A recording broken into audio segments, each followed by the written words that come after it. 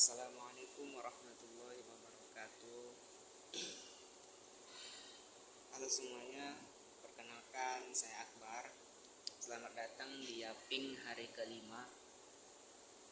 Video ini berkisaran 10 sampai 20 menit, tergantung seberapa banyak hal yang saya bahas.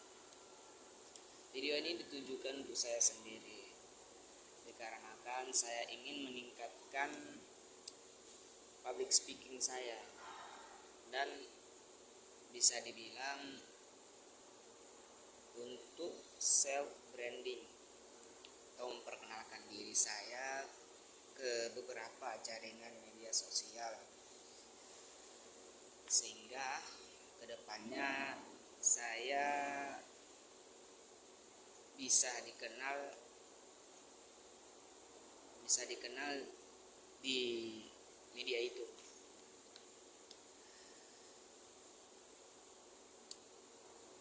Jika ada teman-teman yang berniat mensupport saya, teman-teman bisa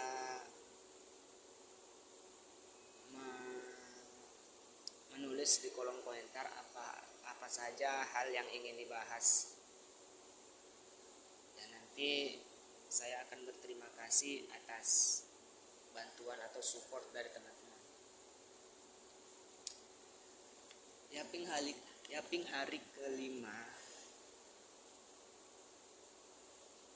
kita membahas soal bisnis lagi seperti hari sebelumnya, karena memang beberapa hari belakangan saya tertarik dengan bisnis, namun terhalang oleh suatu hal yang disebut uang. Dari buku yang saya baca, yaitu buku Kebelet Kaya, banyak orang yang mau mulai berbisnis, namun beberapa orang memulai bisnisnya dengan ragu-ragu dan banyak memikirkan hal-hal yang tidak perlu. Dalam buku ini berkata bahwa lakukan dulu. Filosofinya, nyebur dulu baru berenang. Ketika kita berenang, kita nggak akan pandai saat kita tidak menyentuh air sama sekali. Jadi di dalam buku ini berkata bahwa Anda harus nyebur ke airnya, baru setelah itu pahami cara berenang. Saya setuju dengan statement yang dikatakannya, karena memang kebanyakan orang hanya memikirkan bisnis di kepalanya, namun tidak mengeluarkan apa atau tidak mengerjakan apa yang dipikirkan olehnya. Dalam buku ini juga saya tercerahkan bahwa modal seorang pebisnis itu bukan hanya dari segi uang atau ekonomi, bisa dari segi keterampilan, bakat, atau bahkan hal yang sama sekali tidak bisa kita prediksi, seperti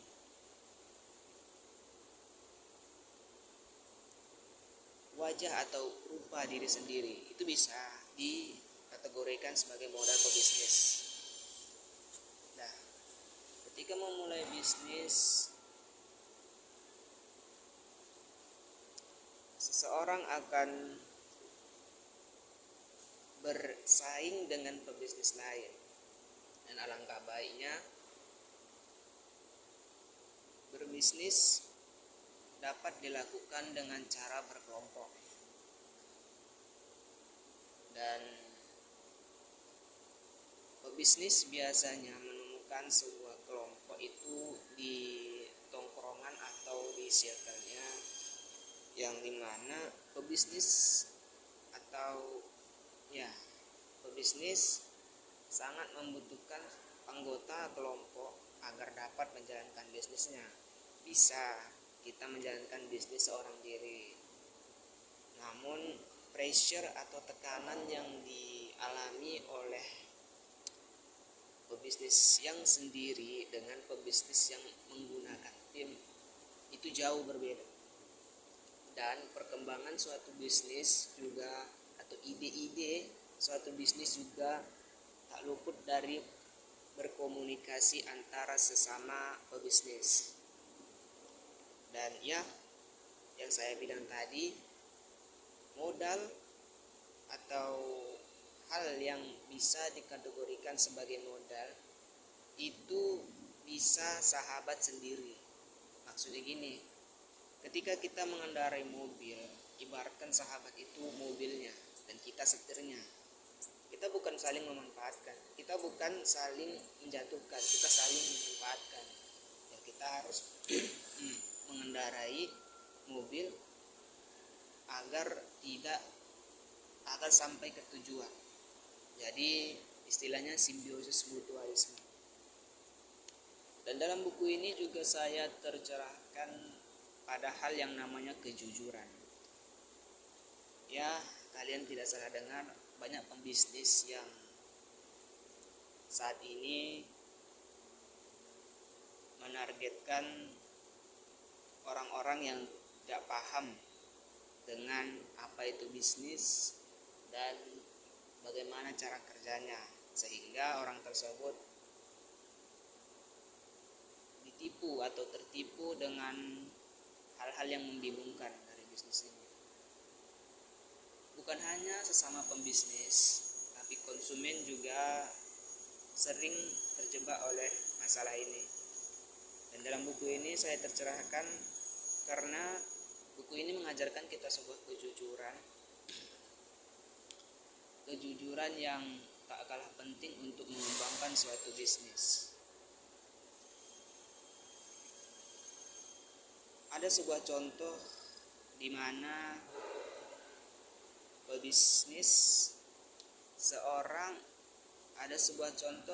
seorang yang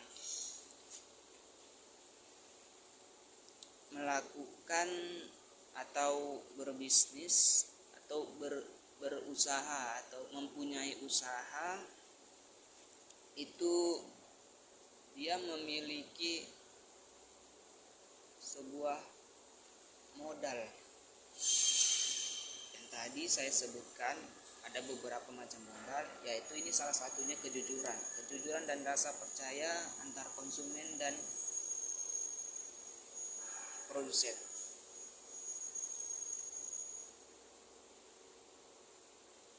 Dalam hal ini kita tidak, memang dalam sebuah bisnis ada yang namanya pemahaman satu sisi, dan di saat pemahaman satu sisi ini diucapkan oleh produsen, maka konsumen tidak bisa menyangkalnya. Misal sebuah produk yang diciptakan konsumen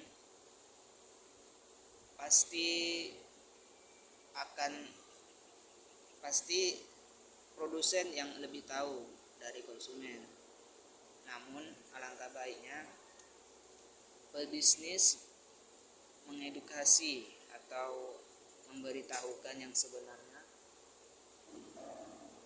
kepada konsumen apa saja yang dia buat atau bahan-bahan apa saja yang ada di dalam produknya itu. Jadi akan terbentuknya saling percaya atau kepercayaan dari produsen dan konsumen, sehingga dapat dikatakan bahwa perusahaan itu akan sukses tidak hanya dipandang dengan profitnya, mereka akan dipandang dengan kejujuran, dan ketika perusahaan itu mengeluarkan produk baru, mereka akan dipercaya oleh banyak orang.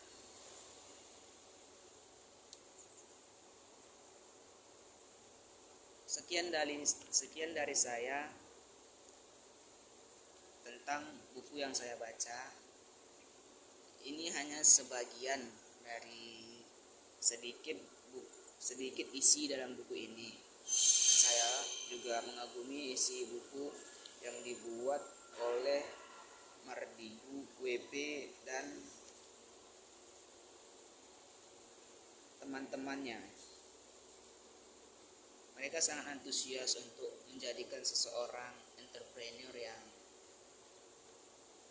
yaitu yang bisa saya jelaskan di video sebelumnya. Entrepreneur adalah pebisnis atau seseorang yang mengerjakan bisnis atau pebisnis sejati, yaitu entrepreneur bisa dipanggil. Mereka sangat antusias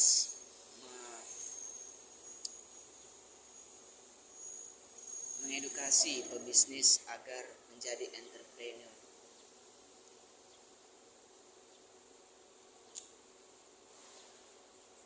Walaupun buku ini dinamakan Kebelet Kaya, buku ini sangat bagus. Aku sangat rekomen dari saya.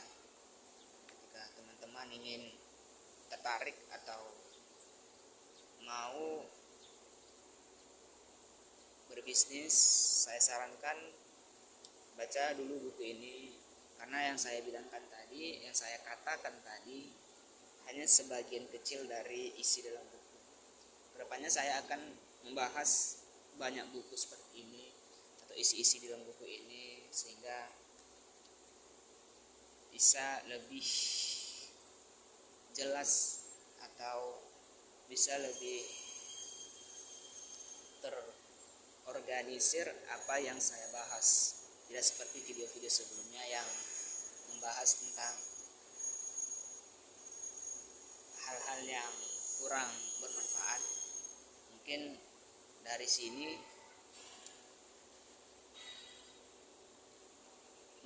sini, saya akan lebih konsisten untuk membuat video yang bermanfaat. Namun video ini tetap ditujukan untuk saya sendiri atau untuk saya di masa depan nanti. Sekian dari saya, terima kasih.